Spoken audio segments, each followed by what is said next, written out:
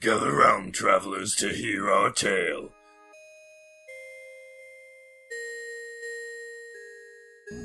A mysterious organization called the Sisters of Sorrow have swept up our three heroes, and it is up to Kara, Saye, and Arnadel to do battle with the forces of evil and financial destitution. We shall battle with ancient lore. Take them down with our sharp reflexes. Hey, did you guys finish the last of the ale?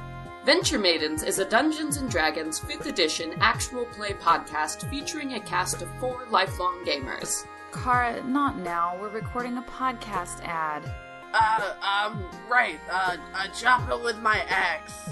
For gold and glory. We post our episodes every other Sunday. We've got monsters, treasure, role-playing, a cool plot, and some strange NPCs.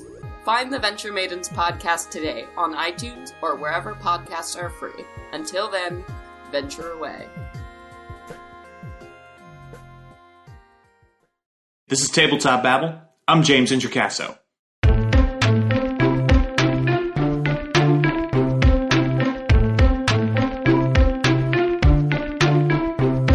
This week on the show, I'm talking with Chris Sims. Chris is an amazing game designer and editor who worked at Wizards of the Coast on Dungeons & Dragons for years. He's also worked with a ton of different third-party companies and amazing role-playing game designers. He's got an awesome history, and I can't wait to dive in, so I won't. Here's the interview. Okay, everybody, Now I am here with a game design legend. Chris Sims, welcome to Tabletop Babble. How are you, man? I'm pretty good. How are you? I'm good. Thank you so much for joining me today. We are going to dive deep into your career and your past with gaming and your future and all that kind of stuff. But first, I want you to take me all the way back to the first time you laid hands on a tabletop role-playing game. What was the game, and were you the game master? Were you a player? Set the scene for me. The first time I played D&D was when I was about 8 years old. I went to a friend's house, and there was a bunch of guys there playing D&D, and it was the first time I had seen it. And we were supposed to stay at my friend's house all weekend, and we probably slept about 4 or 6 hours that weekend. We played D&D for the rest of the time. I still remember my first character, who was an elf. I don't remember his name, but he died in the Owlbear Grey Ooze Cave in the Caves of Chaos. Oh, wow. Oh, man. That's crazy. I feel like everybody, their first character has some sort of amazing death story that usually relates to the Caves of Chaos and so. Yeah. That's awesome. That's great. So you were playing, and then was it like from then on, was it just boom, you were in, you were hooked, you were playing for life? Yeah, I wanted the D&D set for Christmas that year, and my parents got me 1983 basic set, the red box, and my brother the blue box expert set. So. Oh, nice. So you guys were hooked up in the household. You had it all going on. To start with, yeah. So at what point did you decide, I want to make this a career? You know, I'm gonna get into game design, or was it more something you fell into? I feel like a lot of people who I talk to, they don't necessarily make the decision. The industry chooses them, as it were. Well, I thought I was going to get into designing books because I was an artist. I went to school as a graphic artist, and I thought awesome. I was going to be in games by being the person who laid out the books. And so I guess I thought I was going to be an art director. And I did a lot of writing in school, as a lot of people who play a lot of games like that do, and I started doing reviews on EN World in like 2002, and my reviews were pretty mechanically detailed, so people started asking me to edit their stuff before it got into my hands as a reviewer. So to make a long story short, soon after that, Wizards of the Coast had an open call for freelance editors, and I took the test, and I tied for first place. According to Kim Mohan. That was when I started freelancing as an editor for Wizards. So, That's awesome. So you started out reviewing stuff, and people were like, man, this guy is so good at reviewing. I want him to review my stuff before it goes out. Right. I mean, they would look at the mechanical critique and then look at their work and say, well, that's right. And it would have been better if somebody had caught that before we published it. My first project for Wizards was Sandstorm. Oh, wow. 3rd edition book. So yeah, definitely. That's one on my shelf. And then you were with Wizards of the Coast full time for a while, right? For a long time. I was with Wizards. Well, I started working for Wizards the Monday after Katrina hit Louisiana. So wow. Holy crap. 2005. That's why I remember it. Yeah, so, yeah, of course. So I started working at Wizards in 2005, but I started working in the card department. I was an editor for like Duel Masters, and I helped out with the other card games that they were doing, including a little one called Magic the Gathering. Oh, yeah, I've heard of that. that. Yeah. And eventually I got moved over to D&D side as things opened up there. So, how is RPG editing? You know, I think a lot of us, the consumers of products, we have this idea in our heads that editors are these people who are going to, fix our typos and make sure everything's spelled correctly. But I have learned, certainly, that editors are way, way more. They do those things, but they are also way, way more important and integrated into the process than that. They're really people who are this amazing, necessary second set of eyes. I think you and I, we met at Gen Con, and you had said you really can't be your own editor. You really need somebody else to edit. So I'm wondering if you could talk to me a little bit about what editing RPG products specifically is like. Sort of what are the big things that an editor does with their job? Well, back in the earlier days, before Wizards RPG R&D became a little more structured, an editor was also kind of a developer. So you had to know the rules and know if something was violating them while you're editing, and then you'd have to go to the designer and make sure to work that out. And it's things like making sure a spell's doing the right damage at the right level, all kinds of things like that. So in the early days, editors were also developers. Now they eventually, I think it was not too long after I started working there, but I can't remember exactly. They made a dedicated team of developers who were like technical editors. So some of that was taken off the editors, but you still had to be. You were the third level of development. You still had to know the rules, and you still had to make sure that everything was right. The level of the spell, or the hit dice of the creature, or whatever. You know, the skill bonuses, the crazy skill bonuses in 3rd edition, and all the synergy bonuses, and all that stuff. So yeah, I mean, all that stuff is part of editing, and continues to be. I mean, now they changed the developer to technical editor as a title, and I was a technical editor for a long time too. So yeah, I mean, RPG editing is not just copy editing. No, not by a long shot. And it's the more I learn about it, the more I'm like, wow, this is so important. Yeah. Almost you'd rather have an editor than a designer in some, like an initial writer or author or project in some ways. Yeah. And editors were involved in planning too. I mean, you would recommend content. So do you have some sort of recommendations that you made that you're particularly proud of? The most memorable one that is recent is the way, if you read the monster manual and the number of creatures that can petrify you, they all function differently on some level. Oh, that's awesome. That's on purpose, and Chris Perkins and I kind of came up with that when we were trying to figure out a way to make the Medusa the scariest. The cockatrice shouldn't function like a Medusa. Yeah, and that was part of technical editing, really. Yeah, and that's part of, that's a big part of, right, the story. The way these things function mechanically influences their story. Your example of a Medusa being the scariest monster because of the way its petrification ability works as opposed to, a basilisk or a cockatrice is incredible. I love that. I love that example. Yeah, and it needs to tell us that story at the table. I don't know if people will encounter basilisks and Medusas together, but it would be interesting if they did and they noticed the difference. Yeah. So You know? Yeah, totally. Or even over the course of a campaign, right? You might think, well, we've got this. We've handled basilisks before. We know how this Medusa works, and to have it work differently is great. And if you're a DM who's throwing basilisks and Medusas at your player, wow, good job. Good job. Yeah. So let's talk a little bit about Volo's Guide to Monsters, because you've got some monsters in this book as well, right? That's true, yes. So what are some of your favorite monsters in Volo's Guide to Monsters? I've got it with me right here. I like the Froghemoth. Yes! Is that you? You're the Froghemoth?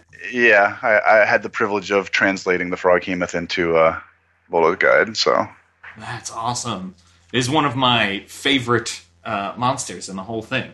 So weird and wonderful, and just has a great sort of D&D history with it as well. Yeah, I just love the story elements of Volo's too. Like, the story development on that book was really good. And, I mean, that's the whole team from the very beginning, trying to figure out what the story of these monsters were. The stories, and make them a little deeper, a little more resonant, you know, give each monster a place in the world.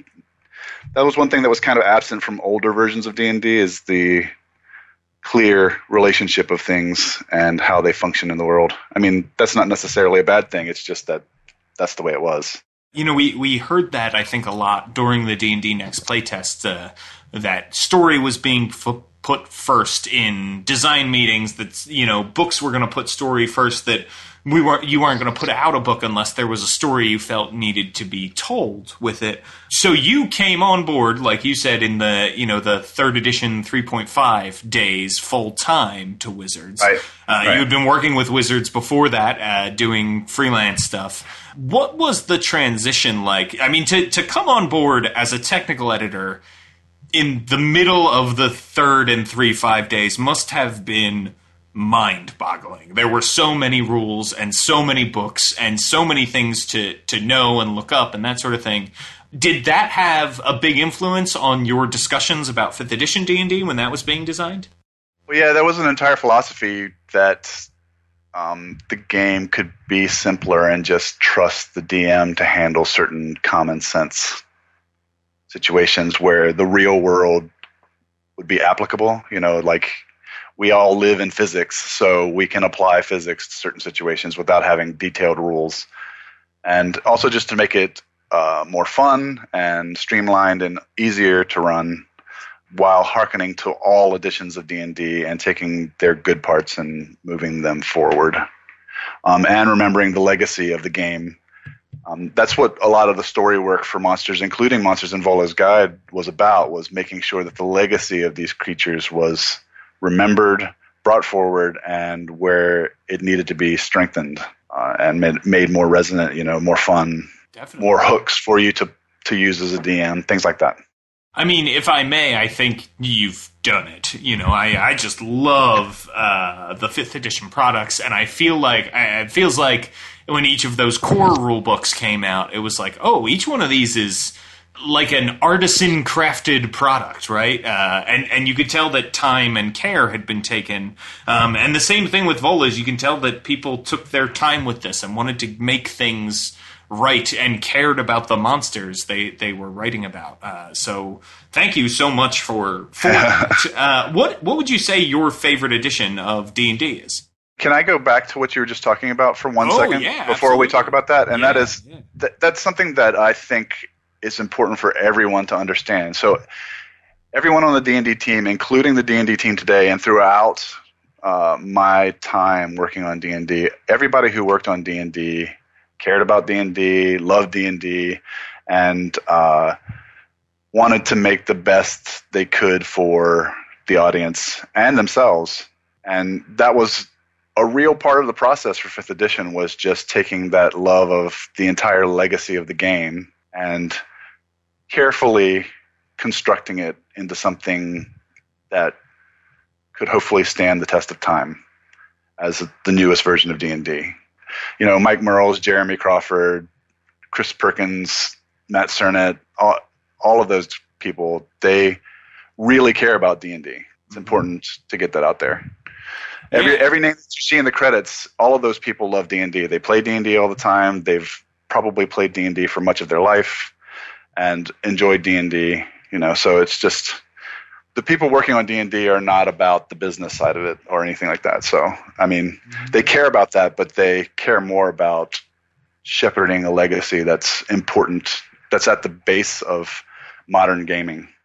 I am really glad you said that, because I do think, especially if you are on the internet at all, right? You see all the time people saying that all Wizards of the Coast cares about is making money, that their latest product is a money grab or that kind of thing. And I think part of that is when you're on top, you're easy to make fun of and take pot shots at. But you see the opposite, that the industry is dying because only 3 books a year are being put out by Wizards of the Coast.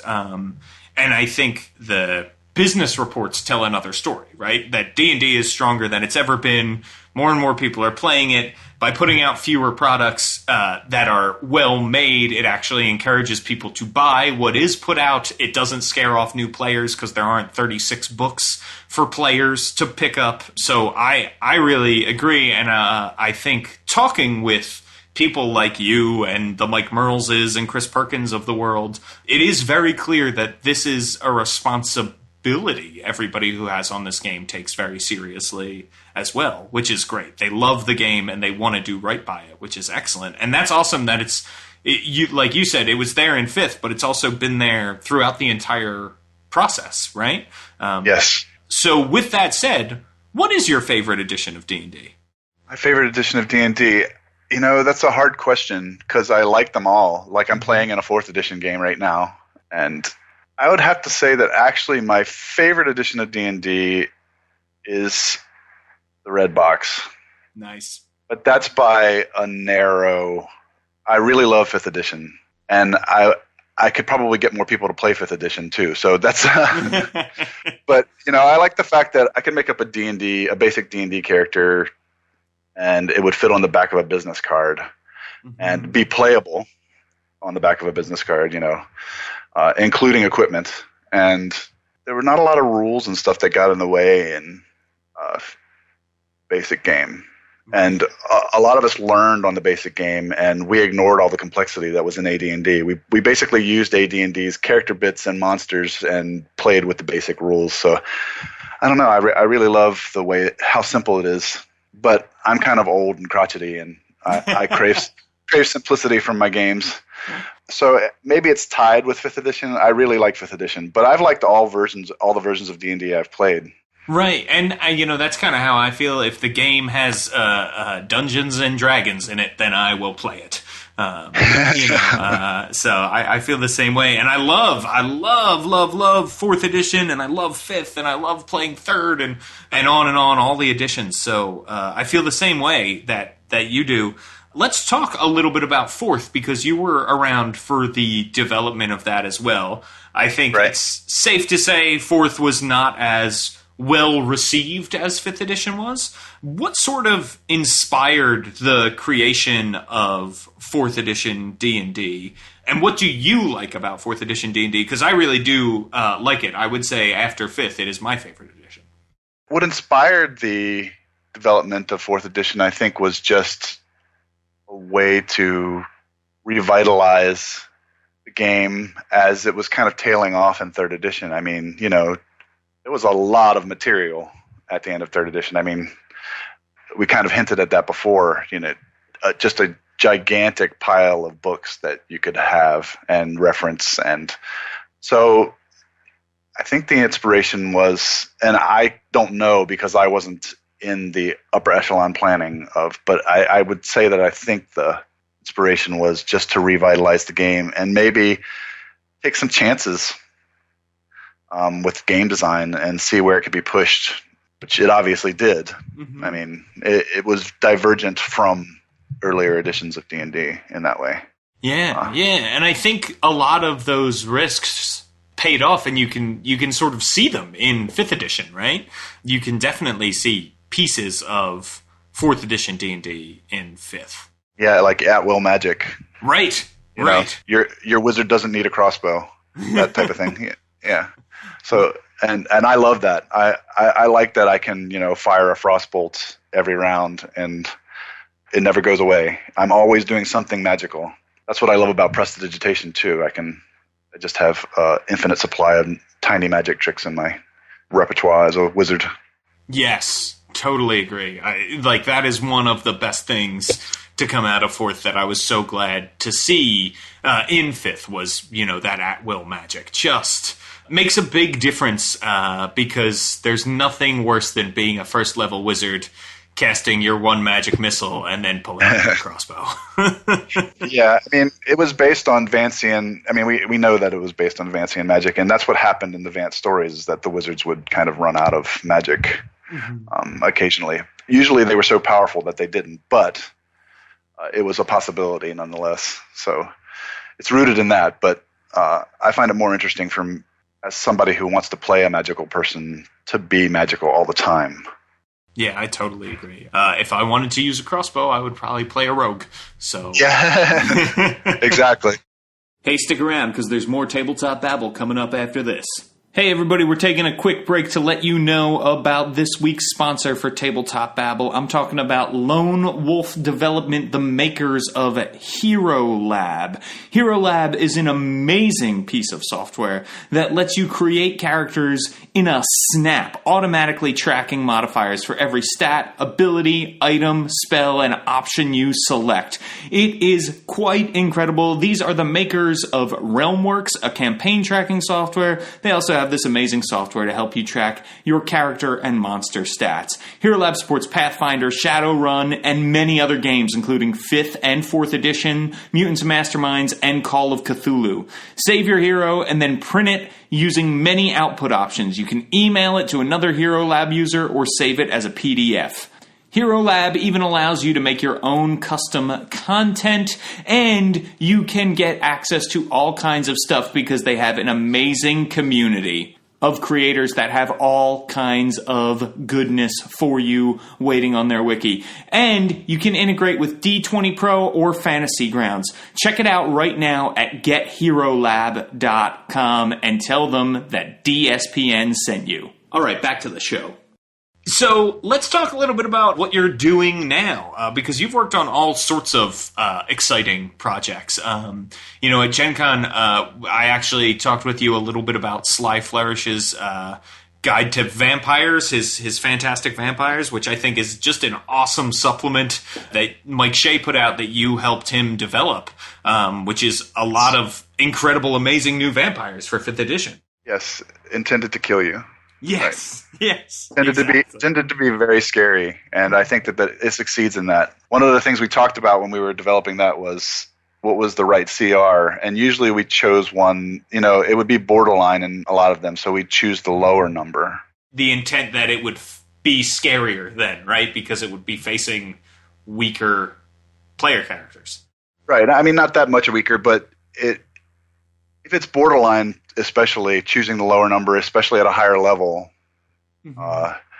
is usually the right choice. I mean, it's kind of an art like it was in 3rd edition, choosing the right CR, but with a little bit more detailed math thrown in. But still, I mean, it's better if some of these monsters are scarier, especially if they're going to be alone or with much weaker monsters.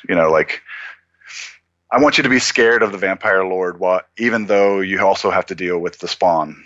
Yeah, absolutely. So that's something that you've worked on recently. What else have you been working on? I'm doing a few things that I can't really talk about. Of course. And I'm working on some of my own stuff. I don't think I want to talk about that too much, except for it's going to be basically the first things I'm going to release. Hopefully, are going to be adventure-related material. Nice. But it's going to be more than one adventure per release, so it's more like a campaign type thing. Also with tools to help you make it your own. I love that. I think adventure content, as a DM, I can never have too much of it. There's plenty to loot. You probably know this, right? When a lot of player supplements come out, it seems like that's when the combos begin and that sort of thing. But by putting out a lot of adventure material, the game feels fresh. There's interesting story all the time, and you're not constantly then trying to figure out what this new class's ability is or what this new spell does or that sort of thing. I also wanted to kind of guide people into how these things are built. Yes, please do. And because I spent a lot of my career, especially at the latter part of it, as a technical editor on adventures, I was kind of the person who did that for the most part. So there's a lot of little tricks and secrets that could be imparted. Reasons why certain things are structured the way they are, and things like narrative resonance, where you introduce a concept in one point and or like a villain. A villain is a good example that can't be defeated by the characters at that level. It is a foe that is literally beyond them. But then in another adventure, that villain reappears and can be defeated, and it's like, yes, we finally beat that guy. We came back and could take him out. Yeah, rather than having a goblin king at the end of a cave who you meet and defeat, having somebody you meet and then you meet again later. I think about Langdarosa Cyanrath from Horde of the Dragon Queen. Right? He's this guy who appears in the first chapter and makes a mano-a-mano challenge to the players and just wipes the floor, usually. Yeah, exactly. And then shows up later and the players get a chance to take them on. That's great. Yeah, narrative resonance is awesome. So walk me through sort of how, when you structure an adventure, how do you start? Well, it depends on what the point of the adventure is. But usually start at the end. What's the goal? I mean, that's often the title of the adventure, right? I mean, like, Seekers of the Ashen Crown. We're seeking the Ashen Crown, right? Okay, well, we're probably not going to get the Ashen Crown until the end of the adventure, right? Yeah, okay. Got it. And then I figure out the beginning and the middle pillars that would lead to the end, the intended end. But at Wizards, usually on an adventure product, it was more than one author. So it was also working with your partner author or authors to figure out what was going to be in the middle. Often we would get a title and the cell text that was in the catalog, and we had to build the adventure based on that. So the catalog would come out a long time before product would be designed. So often it was, the initial planning was just, okay, well, what do we want this adventure to be about, and what's going to be on the back of the adventure, the cell text, and also appear in the catalog. And then, we'd forget about that for 6 months, and then, oh, okay, well, we have to build Seekers of the Ashen Crown. What does the cell text say about it? Okay, well, then we have to make that true, first of all, and we have to make it Seekers of the Ashen Crown because that is the title, and go from there. It's kind of a strange process. A lot of people don't know that's how it works. What's really funny about that is when you get an adventure. So I've written a couple of adventures for the Adventurers League, and what they give you is the title of the adventure and a quick blurb about it. That's what appears on the DM's Guild then when they post it for sale on the DM's Guild. So it sounds like that similar process is still very much in place today. Yeah, I don't think that it's unusual because a lot of times you have to tell basically distribution channels what's going to be coming a long time before that stuff is even outlined in any detail. So it's kind of a strange way of doing things, probably to some people's mind, but it's normal, I think. So what is the process then? Like a rough draft is put together then? How many more steps then after your rough draft is created until it goes into, layout and design and that sort of thing? What happens in that middle stage?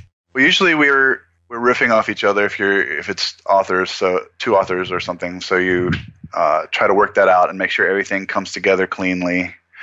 And, well, that old adage, writing is really rewriting. So the rough draft is probably the first of 3 writing steps, at least, I would say. The third writing step is probably just going through and making sure that continuity is clean and stuff like that. Whereas the middle step is really getting into the nitty-gritty of making sure all your words are saying what you want them to say. And then I usually do a little reread just to make sure everything's okay. And then it goes to technical editing. Technical editor makes sure that everything is smooth, the continuity is clean, the rules are being adhered to. A lot of what I did in technical editing was actually excising. And what I mean by that is that often there's a lot of details that don't need to be there. You know, like the DC to climb this wall. Well, okay, great. There's a wall there, and I guess you could have the DC to climb it. But how many players are actually going to climb that wall? And then it goes to editing, which is also another development step, and then to the art director. Well, I forgot one step, and that is you as the author have to make an art order. Oh, sure. And so suggestions for the art in the book, and then also you draw the maps as the designer. So you draw the maps, the rough maps, and that's part of the art order too. So is there a playtest component to these sometimes? Usually there's a playtest. The playtest component is for things that you're less sure about, like how is this encounter really going to work? Is it too deadly? Is that what we intend it to be?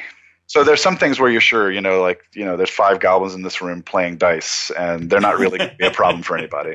Right. So if you don't have enough time, then those type of encounters probably aren't play tested. But bigger set piece type things are often, you'll grab some people and say, hey, you'll send out a query to the people in the department. Does anybody have time to just grab some pre-gens and help me run this thing for a couple times or whatever? And, that's part of the fun of being in R&D is that a lot of times you're sitting around playing D&D and getting paid for it. So that's awesome. How much D&D is there happening around the Wizards of the Coast office? Well, when I was there, we probably, at least once or twice a week we were playing D&D in some fashion or another. A lot of times being in a meeting and talking about things feels like playing D&D anyway, and that's not counting things like, we had the podcast where there was D&D, and then we stream D&D sometimes. I'm not really counting those things, although, that's literally playing D&D. Yeah. And that was like once every 2 or 3 weeks, so. And yeah, of course, you've got to play the game that you're designing for, right? Yeah, I think that's essential. If you're not playing the game, you probably shouldn't be designing for it. I'll make that strong statement. What about playing other games? Do you think it's important to play other role-playing games if you want to design for D&D? I think it's important to play games if you want to design for any game. I like that. Just to know what works and what doesn't. I mean, I'm talking about even video games and unrelated games because, it can help you think outside of what's normal for Dungeons and Dragons. If you're just in your own little Dungeons and Dragons world, you run the risk of becoming stale. I think, you need to be exposed to games. Yeah. And we played a lot of games. We had a Savage Worlds game in D&D R&D. We played Mutants and Masterminds. We played a White Wolf game. Oh, wow. We play lots of different board games. A lot of times we would play, like on Friday afternoon, we would play some kind of game. People who wanted to hang out and play a game. Because back then, for much of my time at Wizards, if you worked you could schedule yourself so you basically could get off at noon on Friday. Oh, wow. So you were free to just to play a game or something, or hang out if you wanted to, or you could go home. If it was one of those nice Seattle summers, go home. But so a lot of times when it was the middle of winter and it was already starting to get dark, hang out and play a game or something. That is so much fun. It sounds like Wizards of the Coast is the magical dreamland we all imagine it to be. Well, then you also have Magic Leagues, where sure, yeah. The whole company has anybody who wants to is part of the Magic League, so you're playing Magic intermittently and stuff like that. So yeah, it's a fun job, let me tell you. So let's talk a little bit. You've just touched and worked on so many different projects. What are some of your favorite things that you've worked on? That's actually a question from Teos Abadia. He tweeted me and said that I should ask you this question. So, yeah, what are some of your favorite products that you've worked on? Some of my favorite products were some of the 4th edition adventures that I got to work on. Like I worked with Bruce Cordell on Death's Reach. Oh, nice. Yeah, that's a great one. And Seekers of the Ashen Crown was cool. I got to work with Scott Fitzgerald Gray on that. And I really loved working on the 5th edition Monster Manual. That's really fresh in my mind. It was really awesome. It's my favorite of the 3 core rulebooks, which are all awesome and all amazing. The Monster Manual is just... it's just so good. And it's chock full of tidbits, now 3-4 years into D&D. I'm still finding stuff that I'm like, oh, here's a great story hook I could use in this description and that kind of thing. So yeah, it's great. Well, yeah, and part of it is just working with Chris Perkins and Scott Gray was on that one too. It's just kind of magical. Working on Volo's Guide was fun because the story work that the team did before we started really digging into the monsters and designing them was so good. The guidelines are so good that it made the final work much more rewarding and frankly easier. See, I also helped compile the 3rd edition rules compendium, and that was a fun and funny project. So that was pretty interesting. Why was that a funny project? Well, because part of the process was we got a bunch of people from the character optimizations forum, and really, that's awesome, and used them as advisors on how the rules were working and stuff like that. So pretty fun interacting with those guys. Yeah, and I remember those forums were like blowing up in the 3rd edition days, Yes, yeah. You have so many books that killer combos are inevitable. Definitely. So somebody wanted you to talk a little bit about future storylines. And so I thought maybe you could talk a little bit about what you'd like to see as far as future storylines with Wizards of the Coast go. Because we had talked a little bit before this, and you were saying you have some ideas of what you'd like to see. And that comes from Short Mania 444. Ian Worth, thank you so much for that question. So. Yeah, anything that they do is going to be set in Forgotten Realms. So I'm a big fan of the East in FR. So I'd love to see something centered around Thay and Rashomon and that conflict there. Maybe spilling over into neighboring territory. Because, I don't know, I just like Rashomon. I like the culture of Rashomon, and I also think that Thay is a really good, it's FR's Mordor. So I just think that there's very rich opportunity for a really detailed story there. I know that we've touched on Thay in many cases with Sword Coast products and like the Dead and Thay, where you literally end up under the Thay Mount, and stuff like that. But I'm talking about something that starts at lower level where your character's from the East. And it gives us more detail of that area, kind of the way Tomb of Annihilation brings Chult to life in a really cool way. That is true. I am definitely a fan of Tomb of Annihilation and what that's done. And I would love to see something with Thay. It does feel like, it seems like almost every product, there's a red wizard somewhere in it, right? And so it would be nice to sort of see that, like, okay, we've laid the seeds, right? These are the infinity stones of the D&D universe, are all these red wizards, and maybe they are leading to some big, cool thing happening with Thay. That would be awesome. I would love that. And I'd love to see a little bit more of the east of the realms, because I feel like we're spending so much time on the Sword Coast and in the north, right? Yeah, and that's cool, but I just like to see, so I guess you could say Dead and Thay was the big cool thing that ends up happening at the end of that seeding of Thay and interference in the Sword Coast region, but I think I just want to see something that takes it to the surface and maybe even allows us to deal with Zastam. Oh, I like that. So, I mean, yeah, we fought Tiamat, right? Why not Zaz-Tam? Right, exactly. Who are some of your favorite D&D villains, sort of canonical, either in the realms or any setting? I like Zaz-Tam. Mm-hmm. I would sincerely hope that he annihilates anybody who faces him. Let's see, other villains. I say Strahd. Strahd is a different kind of monster to me because he's the antagonist that just keeps poking you until finally you hope you can confront him. Right. Do you have a favorite demon lord?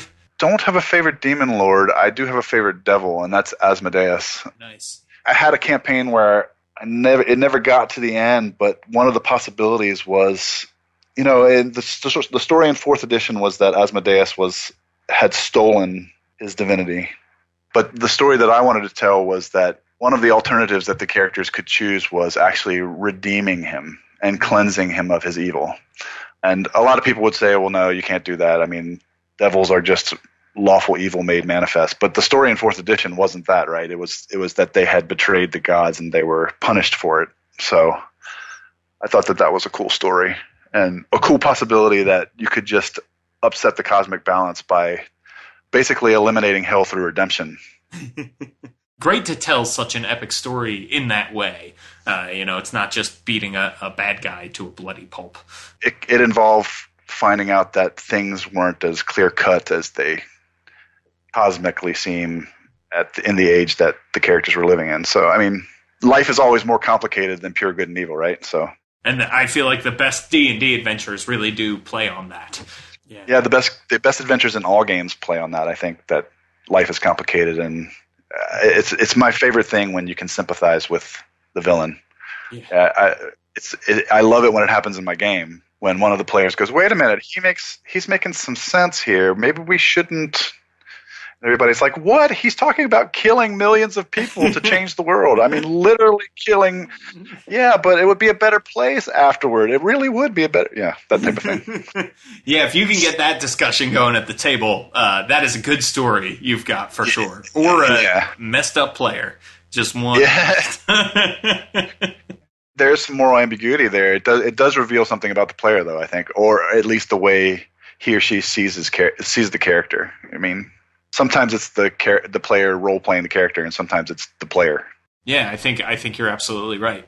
Let's talk a little bit about some of your favorite non-D&D games. Do you have any particular RPGs or board games or computer games that you like that are not D&D? Yeah, I was a huge sucker for Skyrim. I played hundreds of hours of Skyrim just experimenting with different character builds and different methods of interacting with the storyline. I had a stealthy character that did the assassin quest line. Now I'm going to make an orc that uses two-handed weapons, and he kills all of the victims just publicly. There's no stealth at all. I just walk up to the person, take out my axe, dead, and then see what the consequences are. So I experiment with games like I guess I probably experiment more than the average player would in that way, but I have no idea.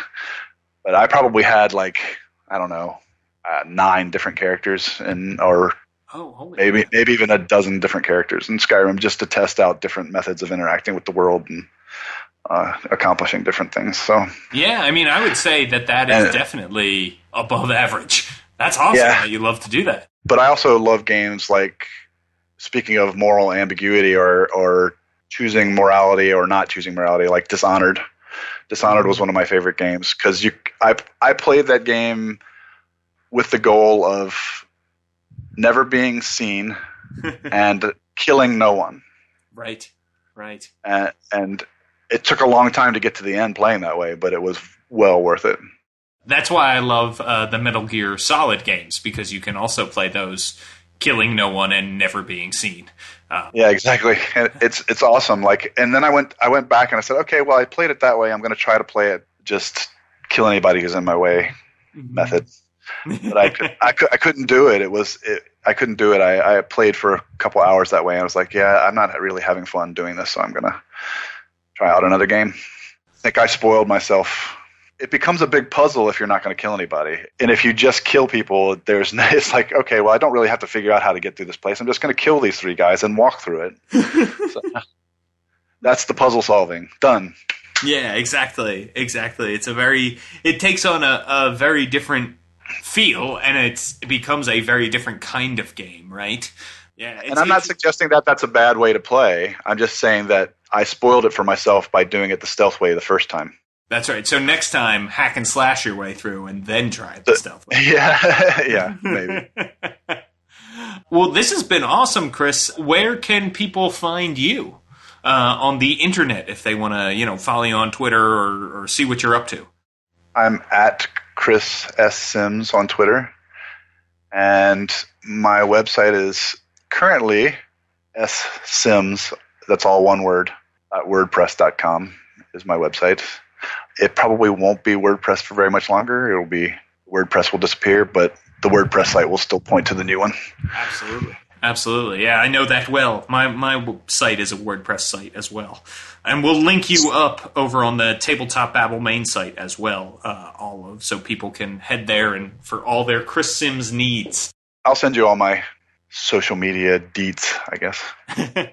Excellent. And we will we'll put it up over at don'tsplitthepodcastnetwork.com. Well, Chris, thank you so much for talking with me today. This has been awesome. Really, really appreciate you sitting down with me. I appreciate you asking me to talk to you. It was fun. Well, that was a dream come true. I have been following Mr. Sims' career for a long time. I love the stuff that he has put out. Thank you so much for coming on, Chris Sims. Thank you all so much for listening. Tabletop Babble is still a new show, and you can help us grow. How can you do that? Well, you can go to iTunes and leave us a review. Even if you don't use iTunes to listen to your podcast, odds are your podcatcher app uses the iTunes ratings algorithm to recommend podcasts to new listeners. So if you could go create an account for free, it would help out me, and then you can rate all your other favorite podcasts. Plus, I read one new 5-star rating verbatim each episode and credit the person who left it. You can make me say anything you want. Today's review comes from Glenn Guimond. I apologize if I am mispronouncing that, Glenn. Glenn's review is entitled Amazing Podcast and reads, I've been listening since the first episode was released and I've never been disappointed. I find inspiration in every episode that helps make me a better GM. Keep up the good work. Glenn, thank you so much for listening. You keep up the good work GMing, buddy. I'm glad that we're able to help you out. This is one of the greatest things that we do. People, you can follow me on Twitter at James Introcaso, JamesIntrocaso, and you can follow all of the game design stuff I'm doing over at worldbuilderblog.me. There are going to be a ton of exciting announcements coming up over the next year, so stick close to worldbuilderblog.me. Oh, I'm so excited working on such cool stuff. Can't talk about it yet. Finally, I want to let you know that Have Spellbook Will Travel is back on the Don't Split the Podcast Network. It's an amazing radio, fantasy, comedy, drama, radio play. That was radio one too many times, but still, it is a really fun podcast that Rudy Basso pours his heart and soul into. I do some voice acting and some writing on it. It is really, really fun. It's like Order of the Stick for your ears instead of your eyes. So check it out.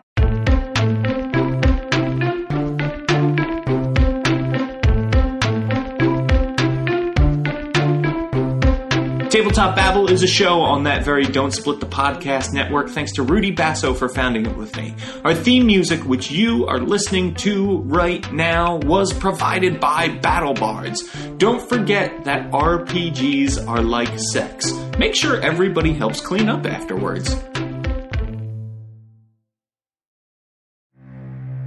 At the center of the great forest, on an island in the sky, the crow, deer, and wolf clans have been training 3 fearsome warriors from infancy for one purpose: to protect and serve the goddess of Estra.